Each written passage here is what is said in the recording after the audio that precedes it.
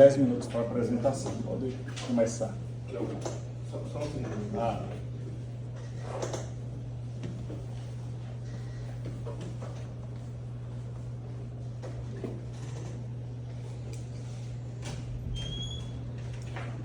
Às vezes não funciona, acho que eu vou pedir para você. Só apertar para frente e para trás. Se prezar, avisa aí que ele vai. Tá ok.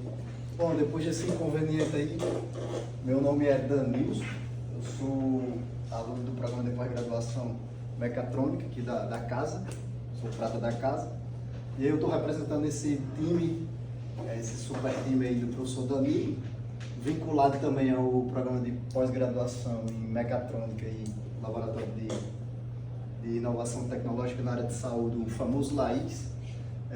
Também vinculado ao LAIS está o Ignácio. O Ignácio teve que voltar para Cuba, acabou o programa de pós-doutorado dele, ele era aluno de bolsista de pós-doutorado lá no LAIS. E o professor Danilo, infelizmente, professor Bruno, infelizmente não pôde estar com problema de saúde com a esposa dele. Mas todos nós vinculados ao FRM. Então, ok, o trabalho vai ser análise de vibrações sutis. Quando eu digo sutis, são imperceptíveis ao humano a olho nu, utilizando técnicas de visão computacional e processamento digital de imagens, ou seja, é uma aplicação de gestão da manutenção usando visão computacional, pegando o link do trabalho da colega. Bom, se tivesse que resumir o trabalho em uma imagem, essa imagem seria perfeita.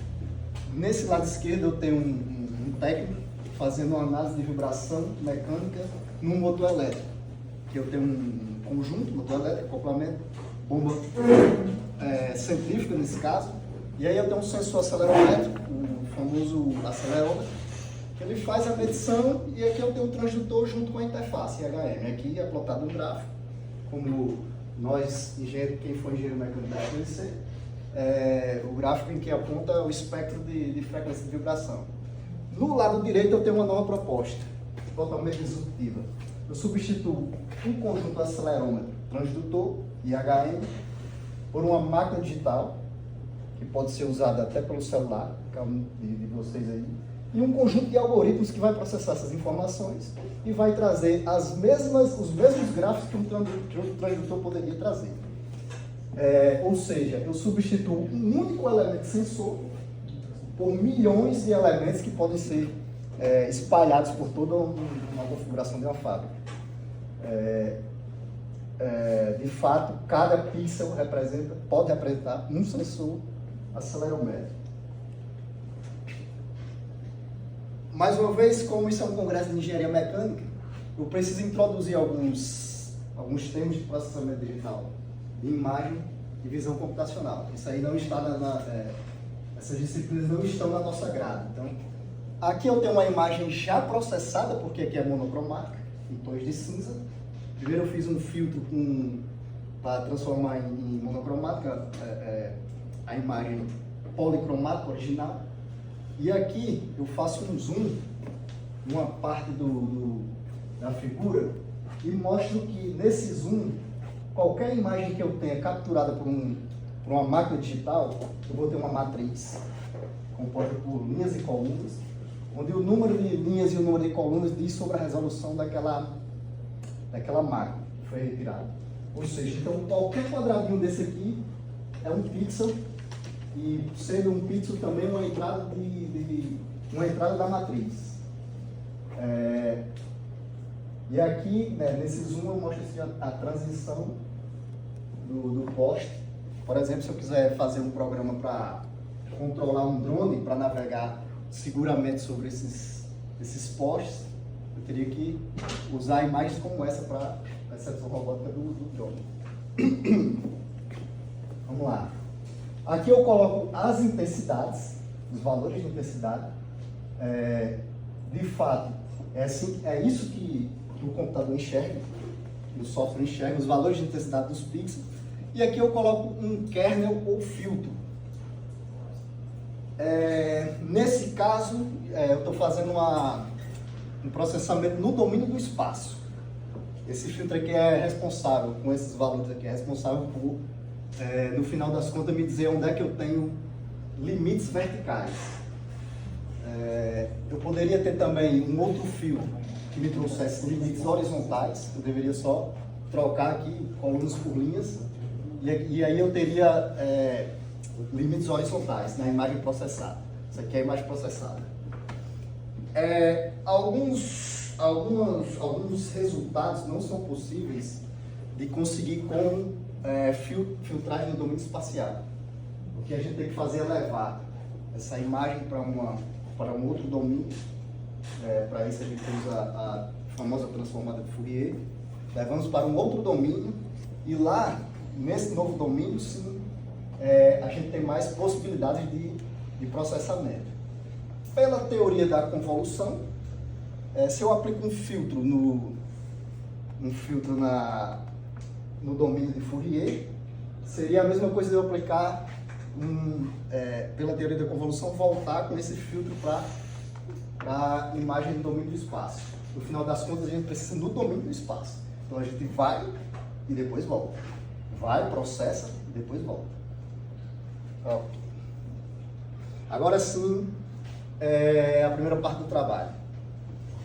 Fazendo analogia com mecânica dos fluidos, se a gente imaginar uma tubulação, uma seção transversal de uma tubulação e um fluxo de um fluido, seja laminar, seja turbulente, não importa, o Reynolds.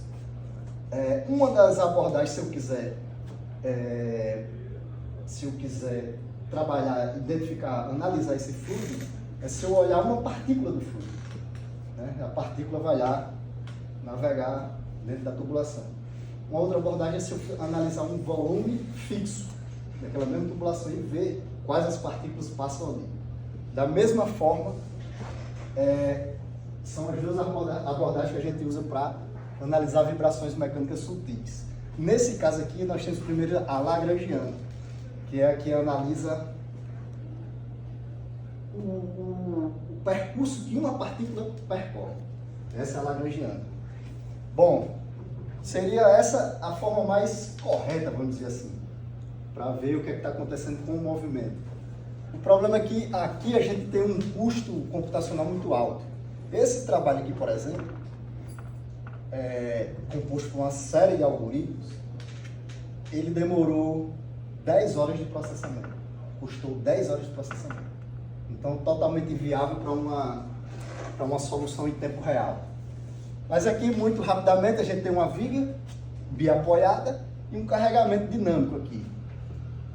Essa é a imagem processada. É claro que se fosse um vídeo, seria bem mais fácil de entender. Mas aqui, o carregamento, primeiro ela força para baixo, depois para cima e tal. Evidenciando também um problema que a gente tem, que é você saber quais clusters de pixels pertencem à mesma causa de movimento. Ou seja, a mesma causa do movimento, não o movimento em si, mas a causa do movimento. Porque aqui está para baixo, né? Aqui faz um arco, aqui também faz outro arco. Lá da registro materiais, a gente sabe que aqui está tendo aquele dilata e aquele comprime. Uma viga bem apoiada, com carregamento distribuído. Não é distribuído, é concentrado. Agora a abordagem euleriana, que é aquela que analisa um volume fixo, um volume finito. Essa talvez não seja a mais correta, mas de longe é a mais usada por ser mais facilmente implementada e um custo computacional bem mais baixo. Então aqui uma arquitetura do pipeline, do workflow. Primeira decomposição espacial, trazendo para o domínio da frequência. No domínio da frequência, a gente analisa, faz um filtro temporal de quais frequências a gente quer analisar. E pode ter aqui também uma suavização. Depois a gente multiplica pelo valor de ampliação e colapsa a pirâmide para terminar aí com... Consegue clicar aqui só para ver? É 1 minutinho de vídeo. Pode ser aí também.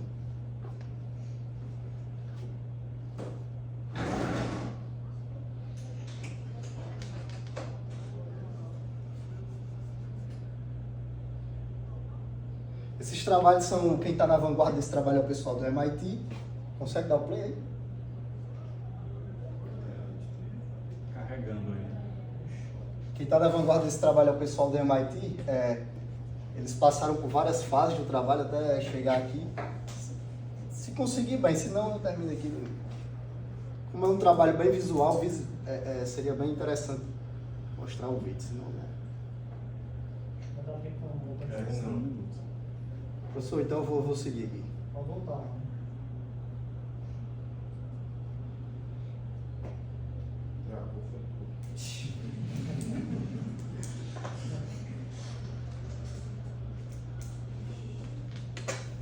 Eu sabia que iria ter esse problema de tempo. Como é que eu conseguiria trazer a complexidade desse artigo em 10 minutos? Eu sabia que ia ter enfrentar esse problema. Então, só vou direto lá para as conclusões, professor.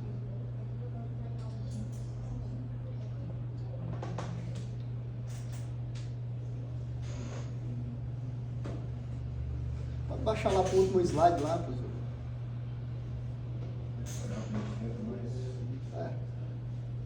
Aqui eu faço a síntese dos métodos. Rapidamente aqui eu faço a síntese, pode deixar aqui, professor. A síntese dos métodos, ele vai evoluindo, tem progresso. E no final, sobe aí um pouquinho, professor. No final, o que pode avançar no curto e longo prazo. Essa aqui é uma sigla em inglês de Peak Signal Noise Rate, que significa o quanto de ruído eu tenho dentro da imagem. E o SSIM, que é o Similarity Structure Index Measure, que diz o quanto de similaridade eu tenho na imagem processada e na imagem original. Então, o que deve avançar são a melhoria desses parâmetros, a aplicação de manutenção preditiva e diagnóstico precoce de falhas, pegando o link lá do trabalho da colega, velocidade de processamento para aqueles trabalhos que ficaram para trás, e no longo prazo, sistema embarcado para pré-processamento, redução área, integração IoT. Eu acho que agora foi. Eu sabia que ia ter esse problema de tempo. Eu acho que agora foi. Então, obrigado aí.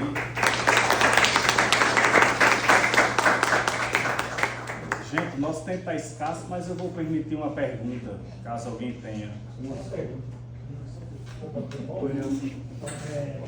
Trabalho na área de... Eu vi lá que você apresentou uma bomba, né? Ali o eixo, transmite a potência do toque entre o motor e a bomba. Então, o seu objetivo ali era criar um sensor que olhasse para aquele, sei lá, eixo ou para a bomba para verificar a vibração mecânica. Qualquer parte de uma cena que a câmera possa filmar, ele vai identificar onde tem uma vibração indesejada. Isso é legal. Então, sei lá, desalinhamento, desbalanceamento, desgaste de rolamento, problema de falta de apoio em estrutura, problema de falta de suportação e tubulação de... Só que você não chegou ainda a projetar para isso, né? O meu trabalho é isso. Aqui eu não tenho tempo para apresentar, infelizmente. Mas você chegou a projetar para isso. Você tem o resultado de uma vibração mecânica para Sim. uma rotação de motores e bombas? Sim, sim. Agora, claro, dependendo da falha, eu preciso de uma câmera de um FPS mais alto.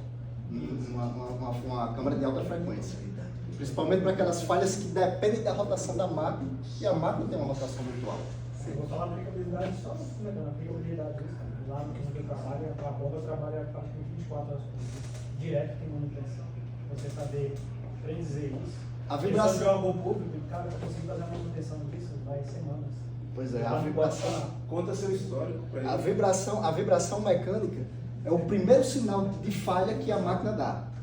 Então, se a gente conseguir trabalhar com isso, identificar o mais precocemente possível, mais longevidade a gente vai dar para a máquina. Maior vai ser o nosso MTBF, Medium Time Between Failure. E o nosso intuito aqui, o nosso principal objetivo é aumentar o MTBF de qualquer máquina. Então, obrigado aí mais uma vez. Vou chamar já o próximo. O tempo é curto. 10 minutos.